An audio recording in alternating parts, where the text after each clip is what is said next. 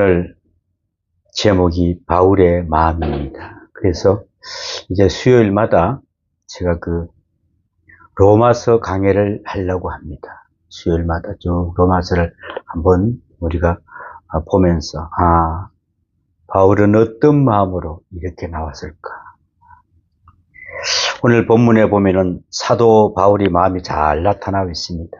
복음을 전하고자 하는 간절한 사도적 심경과 로마 교회 사람들을 그리워하는 심경, 로마에 가고자 하는 그 간절한 열정, 그리고 될 수 있는 대로 빨리 가서 저들을 만나고자 하고 또 만나면 무엇을 하겠으며 특별히 저들을 위해 기도했고 지금도 간절히 기도하고 있다는 것을 이르듯 보고 싶은 마음, 기도하는 마음, 만나고 싶은 마음, 그리고 뭔가 주고 싶은 마음, 이 같은 사도적 심경이 잘 나타나고 있는 것이 오늘 본문의 말씀입니다.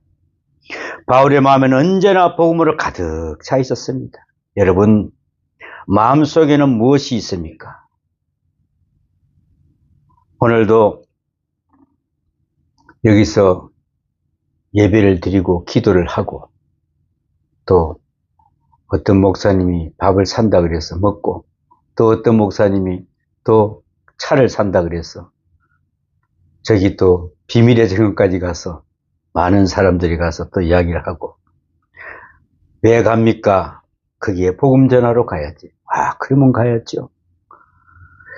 이 복음 전한다는 이게 우리는 습관화가 돼야 돼요. 바울처럼 습관화가. 어디 가서 누구를 만나면은 그냥 복음 전하고 앉아도 전하고 서서 전하고 차를 먹으면서도 우리가 길을 걸어가면서도 언제나 전할 수 있는 그런 담담이 되어줘야 됩니다. 바울 마음은 언제나 복음으로 가득 차 있다고 그랬지 않습니까? 바울은 자기의 처지에 대한 이야기를 전혀 하지 않았습니다. 자기가 뭘 받고 싶다는 이야기를 같은 것을 전혀 비추지 않고 있습니다.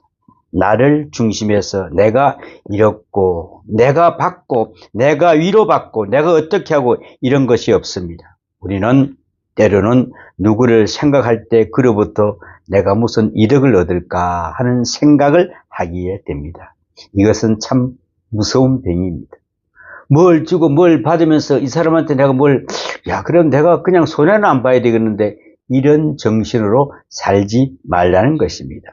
심지어는 이 사람과 다른 사람과 악수할 때도 내가 이 사람하고 악수하면 이로울까 해로울까 이 계산부터 한다는 것이죠.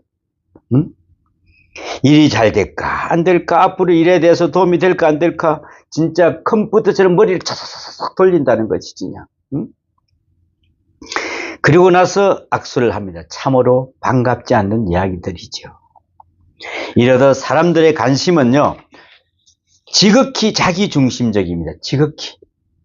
심지어는 사랑한다는 말까지도 그렇습니다. 저 사람을 사랑하면 내게 무엇이 유익이 있나 이런 것에 먼저 관심을 두는 것입니다.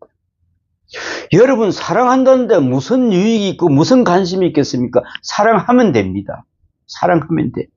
그러나 오늘 본문에 보면은 사도 바울은 철저하게 그리스도가 먼저입니다. 그리스도를 생각할 때 그는 꼭 두 가지를 의식합니다. 하나는 복음. 그가 말씀하는 복음은 예수의 십자가에서 죽으심과 부활과 재림입니다. 아주 철저하게 캐리크마적 복음입니다. 또 하나는 이 복음을 전해야 한다. 전파해야 한다. 또 나만 가지고 있을 수는 없다. 있을 수 있는 복음이 아니라 꼭 전해야겠다 하는 것이죠. 이것이 바로 그가 복음을 어떻게 느끼고 있는가를 말해주는 바로미터입니다. 바로미터. 자기가 복음으로 믿고 있다면 절대로 혼자만 믿고 있을 수 없다 그랬습니다. 어떻게 가만히 있을 수가 있겠습니까? 자식이 되었으면 부모를 인도해야 하고 부모가 되었으면 자식을 인도해야죠. 안타까운 마음으로 말입니다. 그렇지 않습니까?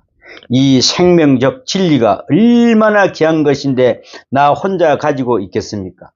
그것은 바로 말이 안 되는 것이죠. 그래서 사도 바울은 이 복음에 대한 확실한 믿음이 신학적 확신이 바로 선교열로 나타나는 것입니다. 이것이 바울입니다. 이것이 바울의 마음입니다. 복음 그리고 선교입니다. 여러분, 최우선적인 것이 무엇입니까?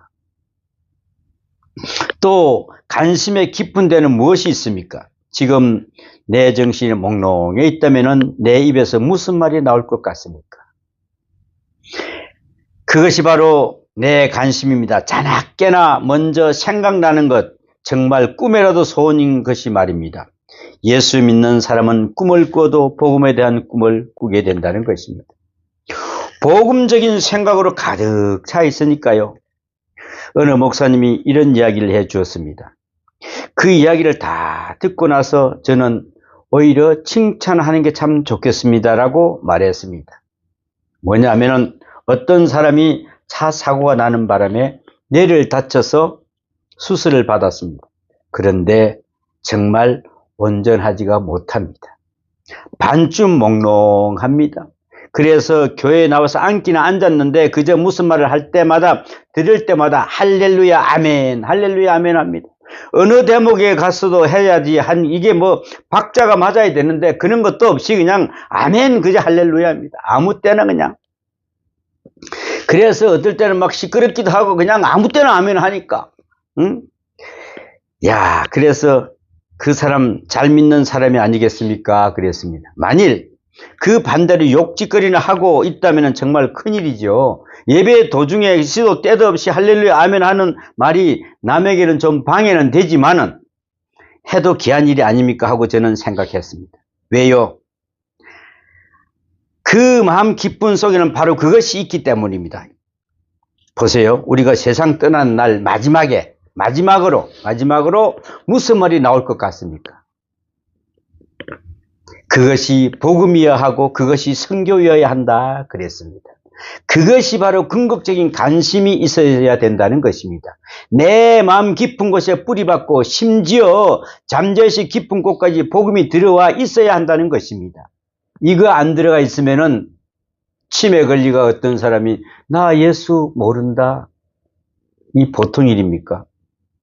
그렇게 신실한 권사님이 치매 들어가니까 그렇게 이야기를 하더랍니다. 딸 보고 예수 없다. 사도 바울은 철저하게 복음적 인물입니다. 그리고 오늘 본문에 보면은 첫째는 감사함은 8절이여 말씀하십니다. 첫째는 감사입니다. 감사. 프로토스라고 하는 이 말은 먼저라는 말이기도 하고 혹은 무엇보다도 먼저라는 말이기도 합니다만은 이것은 참 중요한 이야기입니다. 누구를 생각하는 순간에 먼저 감사부터 하는 것입니다. 그래. 사도 바울을 보면서 빌립보서 1장부터 말씀합니다. 내가 너희를 생각할 때마다 감사하며 기도할 때마다 기쁨으로 간구한다. 이 얼마나 아름다운 말입니까? 바울이 이것이 정말 아름다운 마음입니다. 여러분은 어떻습니까? 생각할 때마다 분하고 기도할 때마다 눈물을 흘린다면 그것은 잘못된 것입니다. 내가 그 사람 생각할 때만 불에 죽겠어 그냥 막 이래놓고 기도할 때 눈물 흘리고 이거 잘못된 거다 이거지. 그 사람들도 수용할 수가 있어야 돼. 사랑으로. 응? 생각할 때 맨 먼저 해야 할 것이 감사입니다. 그것이 바로 사랑입니다, 여러분. 만일에 여러분이 먼저 불평불다 한다면 감사할 요소가 다 없어지고 만다는 것입니다. 먼저 감사하고 그 감사를 극대화 나가면은 불평이나 원망, 좀 부족한 것, 허다한 허물도 다 덮을 수 있습니다. 먼저 감사하노라. 이것이 바로 사랑이라는 것입니다. 사랑의 시각으로 보면은 감사가 먼저입니다. 사랑의 마음으로 들으면은 고마운 것 뿐입니다. 이래도 고맙고 저래도 고마운 것 뿐입니다. 사도 바울은 로마 교회를 사랑합니다. 그렇기 때문에 먼저 감사합니다. 감사의 조건이 뭐냐면은 그 내용은 믿음에 대한 감사입니다. 물질적으로 잘 산다, 못 산다, 성공했다, 실패했다, 정치적으로 안정이 있다, 없다. 금년에는 흉년이냐, 풍년이냐 그런 얘기가 결코 아니라 바울은 오직 믿음에서만 관심이 있었습니다. 이 점 또한 깊이 우리는 생각해 봐야 합니다. 여러분의 마음속에는 무엇이 자리 잡고 있습니까? 이렇게 물어볼 때 우리는 뭐라고 생각하겠습니까? 때로는 우리가 자녀들을 가르칠 때 이래라 저래라 합니다. 자녀들은 이렇게 생각합니다. 우리 엄마 마음속에는 무엇이 있을까? 부모가 믿으라 믿으라 하지만 믿음은 그저 이야기일 뿐이고 실제로 관심은 엉뚱한 데 있다는 이야기죠. 참으로 이것도 유감스러운 이야기죠. 정말로 믿음에 대한 감사 이것뿐이어야 합니다. 오늘 본문에 보세요. 믿음이 있고 믿음이 자라고 또 믿음이 훌륭하고 건강하게 되어서 전파되었다 그랬습니다.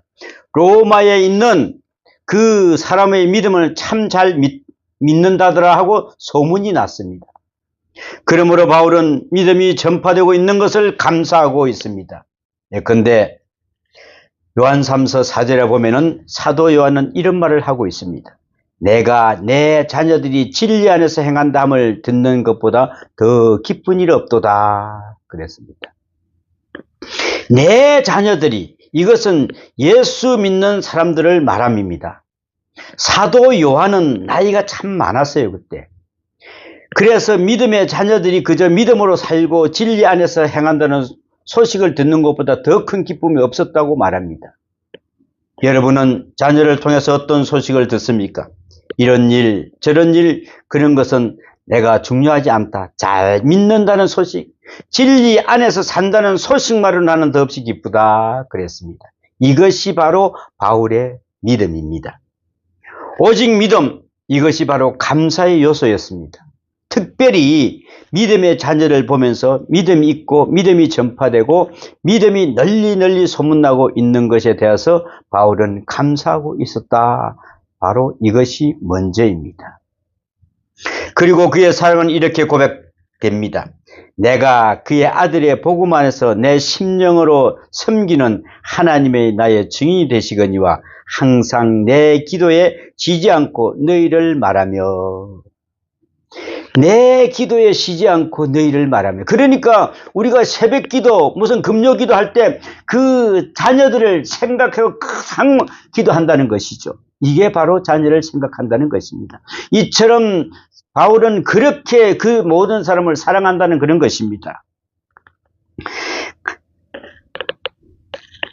내가 너희를 위하여 기도한다. 항상 기도한다. 쉬지 않고 기도한다. 그런 것입니다. 그런데 바울이 기도하는 것을 누가 보기나 했습니까? 기도의 증인은 오직 누구뿐이에요? 하나님뿐이십니다. 하나님만 알지 우리 아버지가 기도했는지 우리 엄마가 기도했는지 어떻게 내가 알아? 그런데 그 증인은 하나님이시라고 말씀하십니다. 내 기도를 들으셨습니까? 하나님이 아세요? 그래서 사도 바울은 내가 로마 사람들을 위해서 쉬지 않고 기도한다. 하나님의 그 증인이시다라고 말씀하십니다. 기도하고 있다. 이보다 더 귀한 사랑의 고백은 없습니다. 내가 당신을 사랑합니다. 미치게 사랑합니다. 화끈하게 사랑합니다. 해보았지만 별거 아니다는 것이죠. 제일 귀한 사랑의 고백은 내가 당신을 위하여 기도합니다라는 말 한마디라는 것이죠. 하지만 이 기도를 들으시기 때문에 누구도 증인이 될 수가 없습니다. 하나님만이 증인이 되십니다. 오늘도 아까 우리 동기가 전화가 왔어요. 어디냐 그러니까 저기 뭐 케냐에 있다 그러던가. 그래서 내가 너를 위해서 기도한다 그랬더니 참 말은 잘한다. 내가 가면 헌금 많이 할게. 그 기도한다는 그 말 때문에 이 사람 마음이 달라지는 거예요. 대화가 틀려져요. 막 아무리 술을 먹고 나한테 막 그래 하더라도 내가 늘 기도한다, 사랑한다 내가 이야기하면 나도 사랑한다 그러면서 전화를 끊어요. 빨리. 그러는 별소리 다 하거든. 여러분, 그 사랑한다는 그 말 한마디가 자기는 그렇게 가슴에 와닿더래요. 야, 내가 내 동기한테 전화하니까 그래 사랑한다 소리를 듣구나. 이 말이 너무나 감사하더라는. 그런데 거기다가 또 기도까지 해준다 그러니까 마음이 너무 넉넉하더라는 거지. 사무엘서에 보면은 사무엘의 유명한 말씀이 있습니다. 사울이 크게 잘못했을 때에 이를 책망하면서 그를 위하여 한 말씀 합니다. 내가 기도하기를 쉬는 죄를 범하지 아니할 것이다 그랬습니다. 내가 기도하는 죄를 쉬는 죄를 범하지 않을 것이다. 우리 기도하면은 이거는 기도하면 이 범죄예요, 범죄. 응? 당신이 닮아서 그러나 당신을 위해서 왕을 위해서 기도하기를 쉬는 죄를 범하지 않을 것입니다. 계속 기도할 것을 약속합니다. 참으로 귀한 말씀입니다. 여러분, 멀리 가 있는 친구가 있지 않습니까? 오늘도 좀 전에 그랬지 않습니까? 내가 너를 위해서 기도한다. 자녀들이 있습니까? 내가 새벽에 나가서 너를 위해서 기도한다. 어느 시간에는 내가 당신을 꼭 기도합니다 하는 이 말보다 더 귀한 사랑의 고백은 없다고 합니다. 아주 아름다운 것입니다. 어떤 분은 그런 이야기를 합니다. 외국에 다니는 예수 안 믿는 사람이 자기한테 아내가 카톡을 늘 내가 당신을 위해서 새벽마다 기도합니다 하고 카톡을 꼭 보낸답니다. 그러니까 정말로 자기가 무사할 것 같아서 든든하더랍니다. 야, 우리 부인이 매일 아침마다 기도를 해주는데 이 사람 예수 안 믿어요. 그래서 집에 왔더니 와서는 그러더랍니다. 그래, 당신이 그렇게 새벽마다 기도한다니 내가 교회 나갈게. 그래가지고 그분이 집사가 됐답니다. 우리가 새벽마다 너를 위해서 기도한단다. 오늘 저기 가서 새벽마다 기도한단다. 그분이 하는 이야기가 그러면 목사님께서 오늘 어떤 목사님께서 저도 기도하겠습니다 그랬더니 그분이 그러고 배정규 목사님 그 소리는 안 하고 우리 목사님이 새벽마다 기도해 주시는데요. 이렇게 이야기를 하더라고요. 그래서 아까 그 어떤 목사님이 이제 이빨이 좀 빠질 때가 다 돼가는 것 같다. 열심히 전도하자.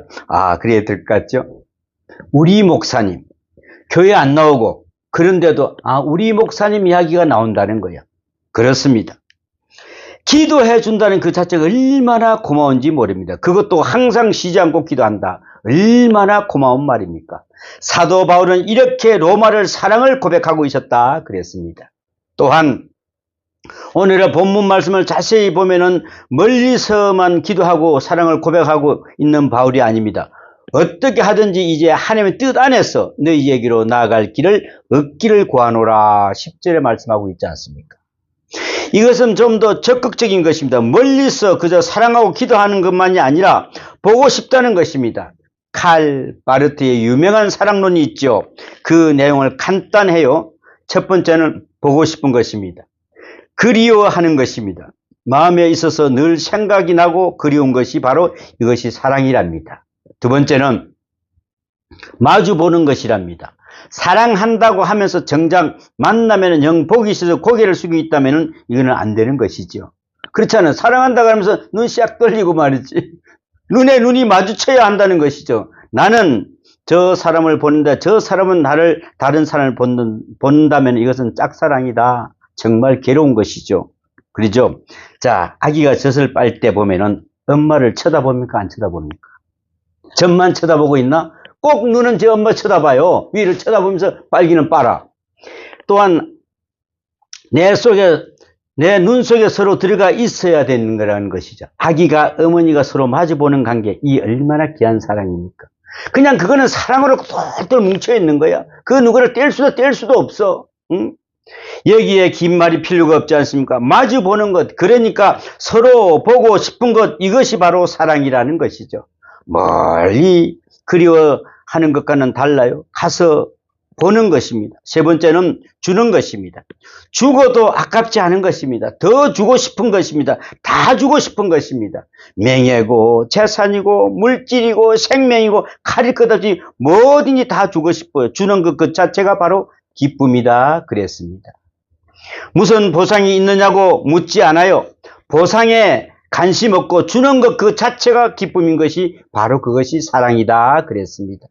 그런데 이 준 것까지 아깝고 지금까지 한평생 같이 살아준 것도 분하고 원통해서 못 살겠다면 그것이 바로 사랑입니까?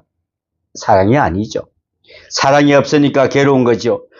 사실 이것은 물리적인 문제도 아닙니다. 사랑하면은 행복한 것입니다.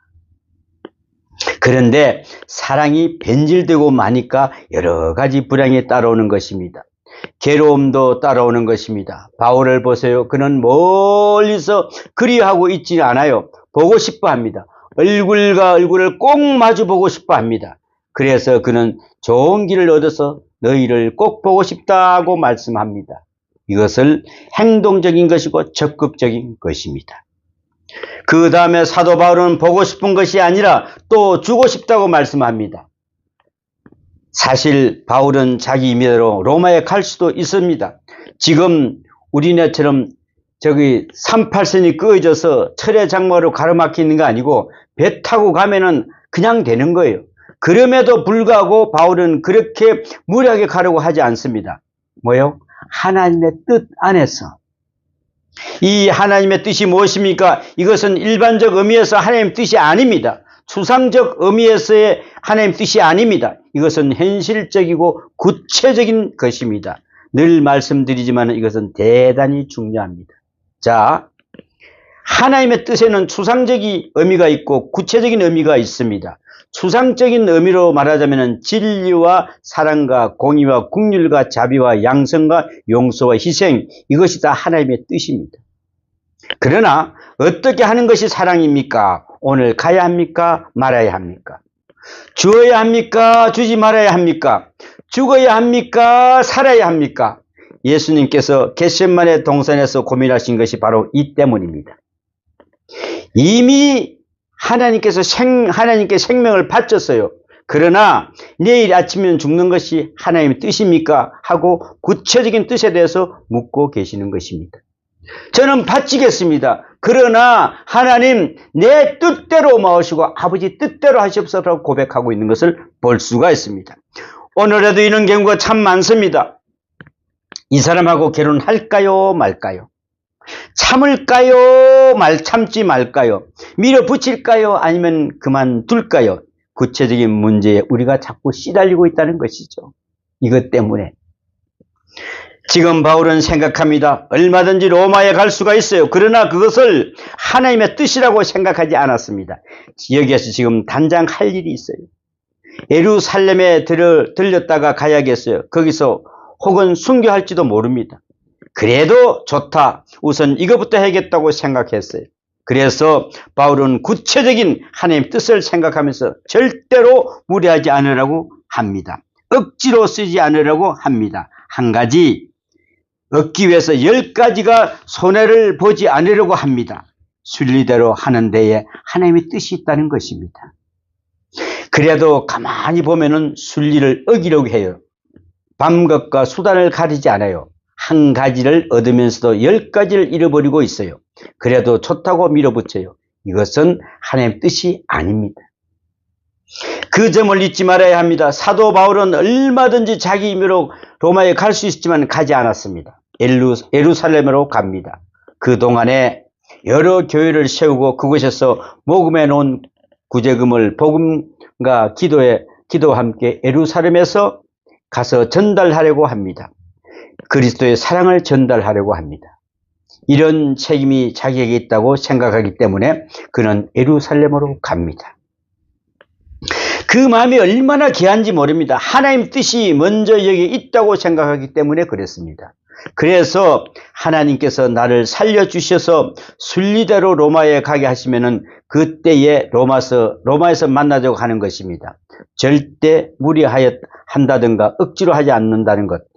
그것이 바로 바울의 순리적인 신앙이었습니다. 여러분, 혹시 우리도 억지로 하는 것이 있습니까? 순리대로 하십시오. 하나님의 뜻 안에 있을 것입니다. 오늘 본문 말씀을 보면은 11절에 사도 바울은 이제 그가 로마에 가려고 하는 목적을 말합니다.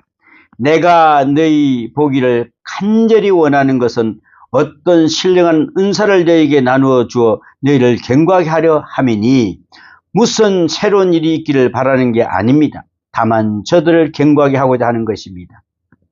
이미 믿었지만은 더 확실한 믿음을 가지기를 바랍니다. 좀 더 신학적으로 말하면은 저들의 신앙이 이제 신학화되기를 바란다는 것입니다.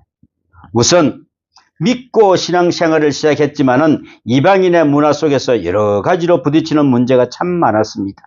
이것을 다 해결해 줌으로써 저들이 견고하게 되기를 바라는 것입니다. 여러분, 확실히 그렇습니다. 우리가 믿습니다. 그러나 아직도 자신이 부족하고 자기가 하고 있는 생활, 주변의 문화적 상황을 신학하지 못할 때에, 성서적으로 바로 설명할 수 없을 때에 그 신앙은 견고하지 못합니다. 이러기 때문에 이 사람이 이렇다고 하면은 이 사람 말이 옳을 것 같고, 저 사람이 저렇다고 하면은 또 그게 옳을 것 같아요. 흔들흔들합니다. 흔들흔들. 믿음이 견고해지려면은 성경적으로 우리가 입증이 되어야 하고, 자기가 가진 철학적 지식으로 합리화되어야 하고, 신학적으로 확실하게 설명이 되어야 합니다. 그래야 든든하고 견고해지는 것입니다. 그래서 사도 바울은 로마에 가서 그 얘기를 하겠다고 하는 것입니다. 그런데 특별히 오늘 본문에서 강조하는 것은 무슨 신령한 은사를 너에게 나누어 주어, 이럽니다. 아주 귀한 말씀입니다. 그죠? 신령한 은사를 나누어 준다. 은혜는 동일합니다. 은사는 다양하죠. 은혜는 절대적입니다. 은사는 상대적입니다. 은혜는 구원을 위해서 필요합니다. 그러나 은사는 복음을 전하기 위해서, 하나님의 사역을 위해서 필요합니다. 이 같은 확실한 신학적 의미에서 사도 바울은 말씀하고 있습니다. 신령한 은사, 카리스마 후리마티코스라고 하는 이 말은 신령한 선물 그랬습니다. 은사는 다양합니다. 그죠? 바울은 지금 이것을 생각하면서 내가 주신 은사가 따로 있다는 것입니다. 저들에게 주시는 은사가 있고 내게 주신 은사가 있어요. 그래서 은사를 서로 나누어 공유하는 것입니다. 서로 쉐링해야 한다는 것이죠. 여러분, 각각 은사를 받았습니다. 여러분 다 은사를 받았어요. 모르지요, 뭘 받았는지. 그죠? 말씀을 받고 나가서 행하는 은사를 받았어요. 그죠? 여러분 말씀 받았습니다. 나가서 은사 받았습니다. 또 어떤 사람은 병 고치는 은사를 받았어요. 이렇게 받은 은사가 각각으로 있어요. 내 은사도 소중하지만은 다른 사람의 은사도 깊이 인정하고 이해할 줄 알아야 한다 그랬습니다. 그런가 하면은 어떤 사람은 돈 버는 은사를 주어졌기 때문에 열심히 돈을 벌어서 그것을 가지고 역사도 합니다. 또 어떤 사람은 지식이 많아서 지식으로 또 역사합니다. 그렇지 않습니까? 그죠? 한 사람이 두 가지를 다 가지려고 하면은 안 된다는 것이죠. 두 가지 다 가질 수도 없습니다. 이제 바울은 생각합니다. 내게 주신 특별한 은사를 나누어 주고자 그가 로마로 가겠다는 것입니다. 쉐링하겠다는 것입니다. 내가 특별하니까 너희들을 내 말을 들으라. 반드시 내 말만 들어야 한다고 하향적으로 독단적으로 임하는 게 아닙니다. 너희들에게 은사도 있고 내게도 은사가 있다. 나는 다만 내가 받은 은사를 너희에게 나누어 주려고 한다고 그런 함입니다. 얼마나 겸손하고 합리적인 이야기입니까? 나 같으면은 병 낫는 은사, 귀신 쫓아내는 은사, 이거는 내금에 있어. 이렇게 하면서 탁 폼을 하면 잡겠는데 그냥 이걸 나누어 주겠대. 다 나누어 주겠대. 뭘 하기 위해서? 복음 전하기 위해서 나누어 주겠대. 그러니까 우리는 있는 걸 나누어 줄 수 있어야 돼. 나누어 주지 않게 해서 그냥만 꾹 끼고 있으면 그건 뭘 쓸모없는 것이요. 응? 그래서 사도 바울은 12절에 보면 좀 더 구체적으로 말씀합니다. 이는 곧 내가 너희 가운데서 너희와 나의 믿음으로 말미암아 피차 아니함을 얻으려 함이라 그랬습니다. 피차 아니함, 이치 얻어 서로 아니함을 얻고자 하는 것이다. 참 귀한 말씀입니다. 바울은 저들에게 복음을 전하면서 안위를 얻고 저들은 바울로부터 복음을 들으면서 안위를 얻자는 것입니다. 자, 이 말은 영어로 learning by teaching이라 그랬습니다. 서로가 서로를 가르치면서 배우는 것입니다. 그죠? 서로 배우는 것입니다. 일방적인 것이 아니라 쌍방적이라는 것이죠. 우리도 자녀를 통해서 배우는 것이 참 많습니다. 학생들을 가르치면서 배우는 게 저는 참 많습니다. 저는 가르치면서 제가 배우는 거 오히려 더 많아요. 얼마나 귀한 일인지 모릅니다. 어떨 때는 내가 그 강의를 준비하면서 내가 하다가 내가 이것도 몰랐는데 이걸 어떻게 여기 있어 이렇게 어떨 때는 야 그래 이 말씀이 여기 있었구나. 얼마나 내가 공부가 되는 거 몰라요. 왜? 내가 공부를 해야 가르칠 거 아니에요. 근데 이게 엄청나게 큰 바로 저 은혜더라고. 응? 그게 얼마나 귀한 일인지 모릅니다. 보세요. 이것이 진정한 의미에서 바울의 마음입니다. 내가 너희에게 가서 이제 가르침으로 피차 안위를 얻고자 한다 그랬습니다.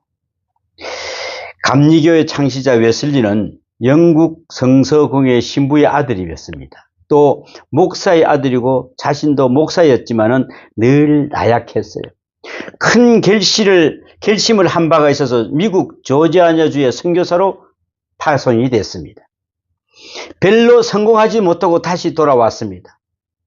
또다시 선교사로 가고자 할 때에 그는 비올랄라 하는 모라비안 선교사를 만났습니다. 웨슬러는 자기 자신에 대해서 솔직하게 말했습니다.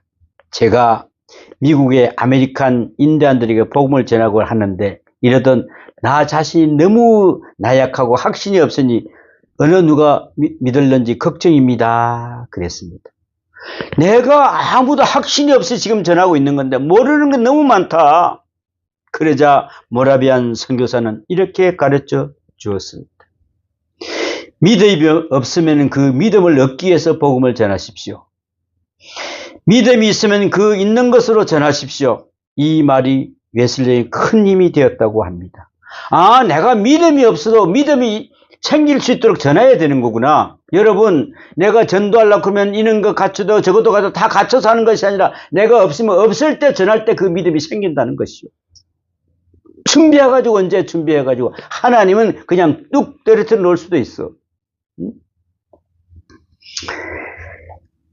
그래서 확신을 기다려서 복음을 전하려 한다면 죽을 때까지도 한마디도 못한다는 것이죠. 야, 내가 준비해가지고 하겠다.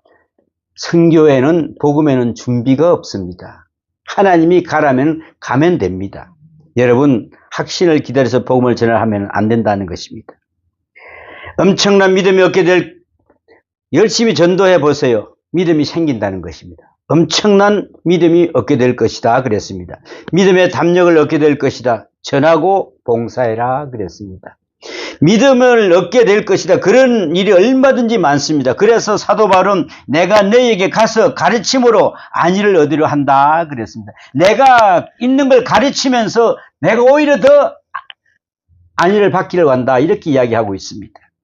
너희 중에서도 다른 이방인 중에서도 중에서와 같이 열매를 맺게 함이로다 13절에 말씀하고 있습니다.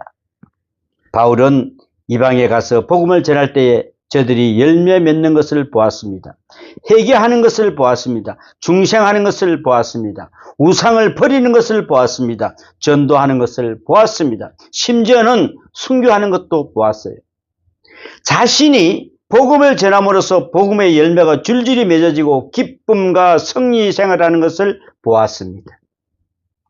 복음의 열매가 아주 희미하게 맺어지는 것을 보았습니다.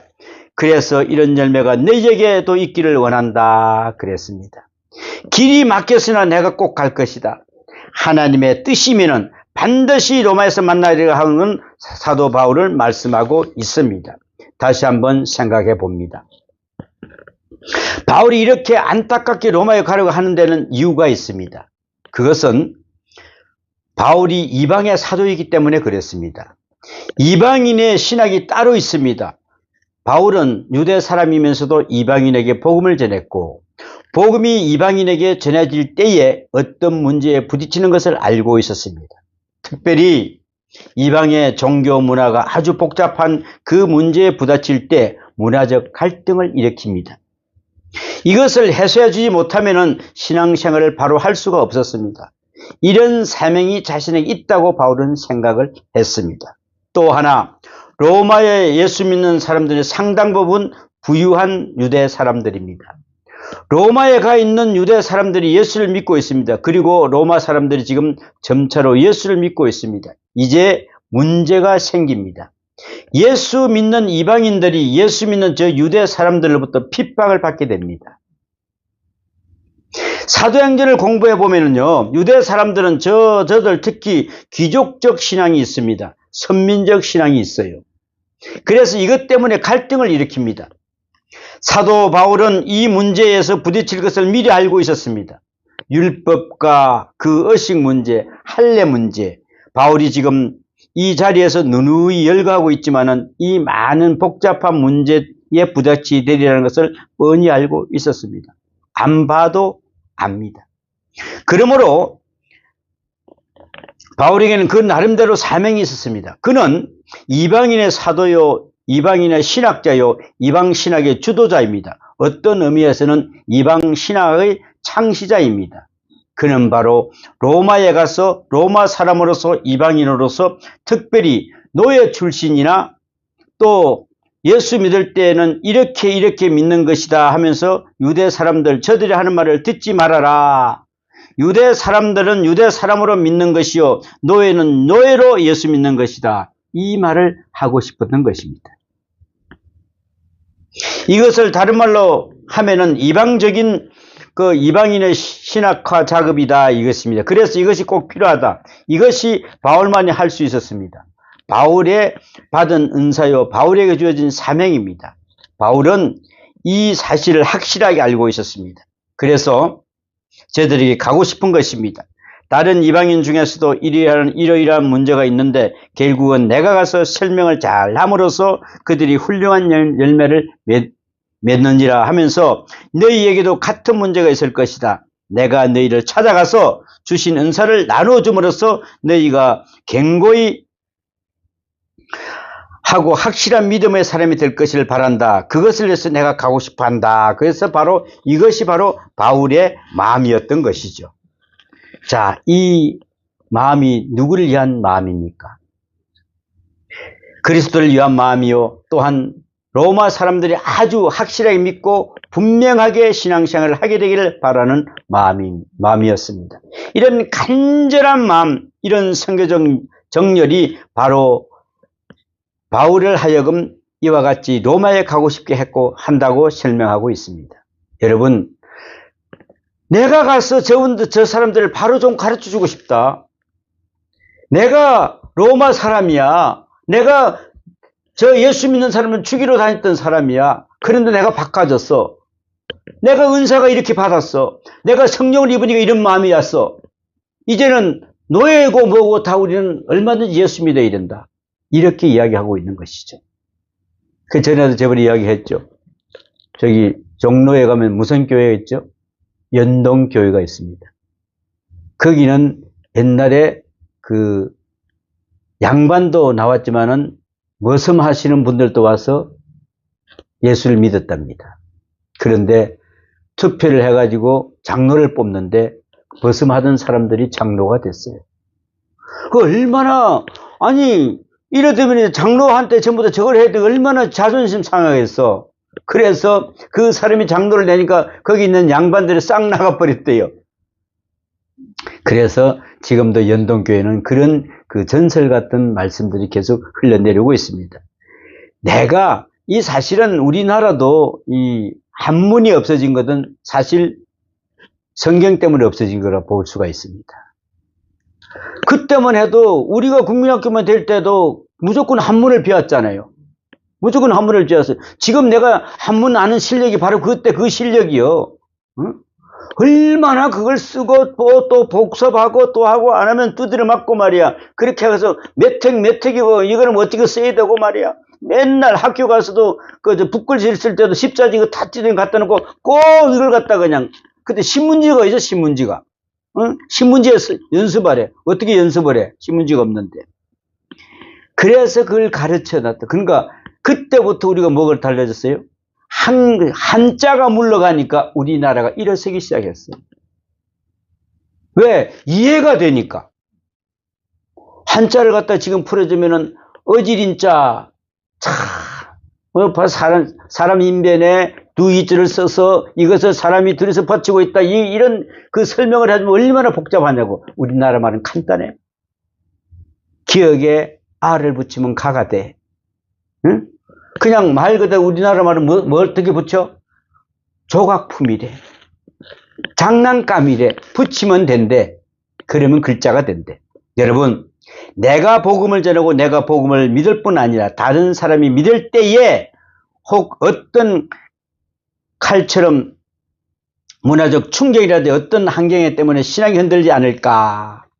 그러면은 그것을 내가 잘 설명해 줘서 그 장애물을 다 거두어주고 순수한 마음으로 확실하게 예수를 믿도록 도와줘야겠다 하는 그런 마음입니다. 지금도 이단들이 너무나 많아요. 오늘도 어떤 목사님이 그러는데 자기가 가는데 어떤 교회를 가는데 거기 왔으면 이야기를 해달라는 거죠. 거기 왔으면 색소폰을 불어달라는데 그런데 당신 돈 얼마 필요합니까? 자기가 마음이 약해서 100만 원 있어야 되는데요. 그럼 여기서 100만 원 주겠다. 200만 원 필요하면 200만 원 주겠다. 그래서 오늘 그 이야기를 하길래 우리가 그랬습니다. 그래도 목사님 잘 한번 점검해보고 가십시오. 혹시 요즘에는 하도 이단들이 너무나 저거 하기 때문에 돈을 주고 무슨 코 끼워놓고 그때부터는 이리저리 하면 또 그때는 어떻게 하겠습니까? 근데 그것도 서울 시내가 아니고 저기 동두천이래요. 그래서 우리가 이 전도할 때 우리의 사랑으로 전도를 해야 됩니다. 내 사랑이 안 나가면 전도가 안 돼요. 모든 걸 다 품어줄 줄 알아야 돼요. 그래야 되지 않습니까? 아니 가서 예수 믿어야 돼. 왜? 그래 천국 갔지. 예수 하면 어디가? 지옥. 그럼 너 지옥 갈래? 야, 내가 믿고 싶어도 안 믿겠다. 그죠? 여러분, 내가 당신을 너무 사랑하니까, 내가 당신을 너무나 사랑하니까 당신 지옥 가면 안 되잖아. 우리 손잡고 우리 천국 가야 되잖아. 그러니까 그 구원의 자는 예수뿐이 없대. 사도 바울은 지금 이걸 전하러 가는 거야. 우리도 이런 사도 바울처럼 늘 복음을 전할 수 있는 그런 삶이 되어야 될 거 아니겠어. 여러분, 아무리 뭐라 그래도 이 복음 전하는 것만큼은 큰 사업은 없습니다. 우리 교회 교인 불리려고 생각하지 마십시오. 여러분 길거리 가든 어디 가든 누구를 가든지 내가 당신을 사랑한다고 전하십시오. 그러고 나서 하나님이 당신을 사랑하니까 내가 당신을 사랑한 나를 보내주셨어. 당신이 예수 믿고 구원받아야 돼. 그래 나하고 같이 손잡고 같이 어디를 천국에 사랑하는 자입니까? 그래서 바울은 마음이 우리의 것이 되어야 된다. 그래서 간절히 그 사람 마음이 나의 마음이 된다. 그 사람이 인격이 나의 인격이 된다는 걸 생각을 하는 거죠. 그래서 여러분 직장이나 또 내 이웃이라도 먼저 사랑을 전하십시오. 내가 먼저 베푸십시오. 그걸 베푼다 그러니까 무슨 뭘 사가가지고 베푸는 게 아니라 내 마음을 베풀면 돼요. 근데 그 마음을 알더라니까 그러네. 알아. 저 사람이 진실되게 나에게 이걸 가져오는구나. 알아요. 그래 안 하면은 우리는 그냥 행식적인 전도, 이거는 그냥 하나의 아무 의미가 없습니다. 그래서 저는 옛날에 내가 좀 젊었을 때는 그랬는데 요즘에는 보면은 사람들 보면은 나보다 좀 나이가 적은 사람이 많아. 그래서 꼭 안아주고 등을 뚝뚝 두드려줘. 아이고 참 당신을 사랑합니다. 그때면 쳐다보는 사람도 있지. 그래 예수님 안에서 당신을 사랑해. 그러면은 거기서 뭐라고 이야기해? 더 이상 반론이 없어. 그래서 여러분 뭘 하더라도 사랑합니다. 그러면은 뺨 때릴 사람 하나도 없어. 오늘도 사도 바울처럼 주님 내가 저를 사랑하게 해 주시옵소서. 그 마음이 내가 진심이 되게 해 주시옵소서. 그래서 저들을 우리 예수 그리스도 안으로 인도하는 그런 복된 삶이 되게 해달라고 기도하시는 여러분이 되시기를 축원합니다. 기도합니다. 아버지 하나님, 예수 믿는 이방인들이 예수 믿는 저 유대 사람들부터 핍박을 받게 되었을 때 얼마나 안타깝겠습니까? 사도 바울은 로마를 가야 된다. 내가 저들을 바로 가르쳐야 된다. 라고 고백하면서 거기서 이제 내가 거기서 다시 나올 수도 없을 생각을 하면서도 거기서 자기는 숭배할 각오를 하면서도 그걸 간다고 하는 것을 볼 때 너무나 정말 주님 은혜 가운데서 사는 그는 사도임을 보게 할 수 있어 감사합니다. 주님, 우리도 바울처럼 말씀 안에서 바로 서고 주님 그들을 사랑할 수 있는 그런 은혜를 허락하여 주시옵소서. 오늘도 주님께서 이 말씀대로 살기를 원하는 우리 모든 성도들 돌아가는 길도 지켜주고 보여줄 믿사옵고 우리를 구원하신 예수님 이름으로 기도하옵나이다. 아멘.